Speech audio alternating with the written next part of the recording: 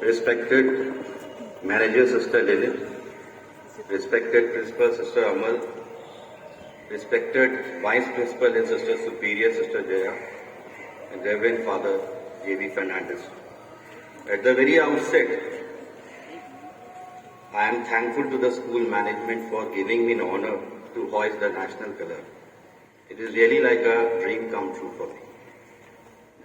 More than that, I am very delighted to see our school children in a school dress standing in the assembly ground.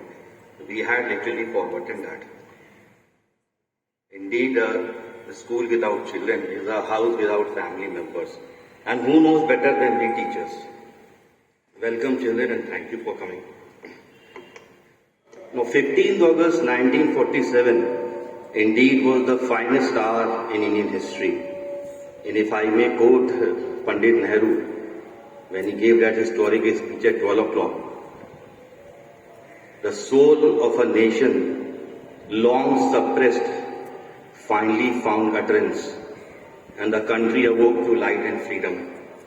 Well, after 75 years, I can safely say, the soul of the country has not just found utterance, it is speaking clearly and loudly, and the whole world is listening. That is a magnificent achievement. Children, we give so many speeches and we say so many things about our great patriotic leaders. But it is also a fact, the people who must have saw that independence hour, they were present there. Their joy was unprecedented and their happiness sublime. We cannot compare that emotion with ours.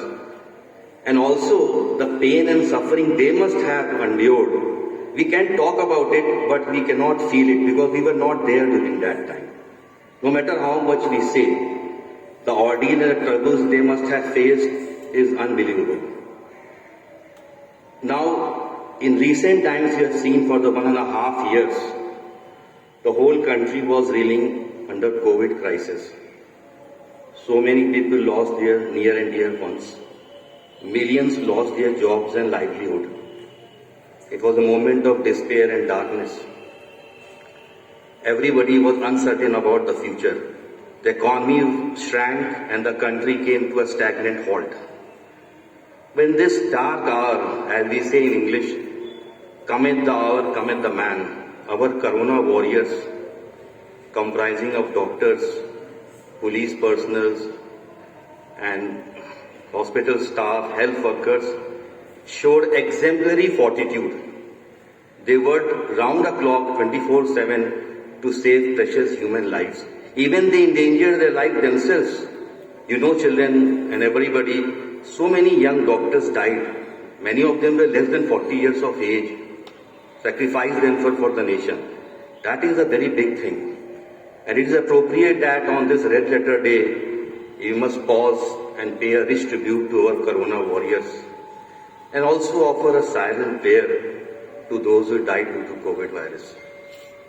So whenever a national calamity hits India, I've seen till I am born and before that also, whenever there is a natural disaster, pandemic, or our defense or the stability of the country is in danger, we Indians have unitedly fought. Despite our differences, despite our language and culture, we have shown exemplary resilience, the grit to fight. Our morale has never gone down, even when the stakes are high and our backs to the wall. Now this indomitable courage, from where we have got? As I told you, we have not seen our freedom fighters. We have no idea. What we are learning is from history. But that indomitable courage, not to give up, always rise from the ashes, we have inherited from our freedom fighters who fought against the mighty British Empire. Now, it is said that 74 years in a human age of a person attains 24 years, the age of fulfillment, and one is near to death, and he or she is satisfied that life is nearly over. But for a free country like India, 74 years, I would say, still a young age. The country is throbbing with life. And now, if you see the achievement, I will not go in much detail. When we got independence, till 60s and 70s, India was struggling to even provide basic food, rice and wheat to its people. Now the same country stands tall amongst the Committee of Nations as the first 7 most developed economies of the world in GDP. And if there had been no COVID, we would have overtaken England also. Already we have taken France. This is an unbelievable achievement. I don't know how the British would react, but the next year I am sure India will topple Great Britain in economic strength. The country that ruled us for 200 years, they would not have dreamt in wildest dreams that India, a country stricken with poverty and illiteracy, would gain such a strength. But we have done it. It is not a mean achievement. Now I know, children and everybody, that behind this narrative, happy narrative that I am telling you, there are many disgust, many issues bedevils India. There is discontentment, there is inequality, there is injustice. But personally, it is my personal view, I don't feel like criticizing my country on this beautiful day. Let us not say negatives today. Let us forget all our wrongs. That we can do from tomorrow.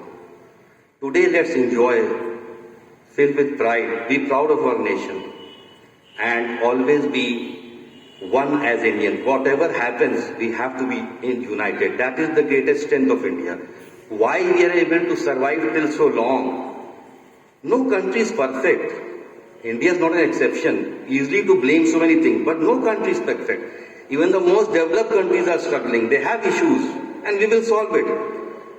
But the biggest strength that we stay united. Despite our language, culture, religion, we stay united. That was always our strength. So today I am tempted to say a famous line of famous Urdu poet Allama Iqbal.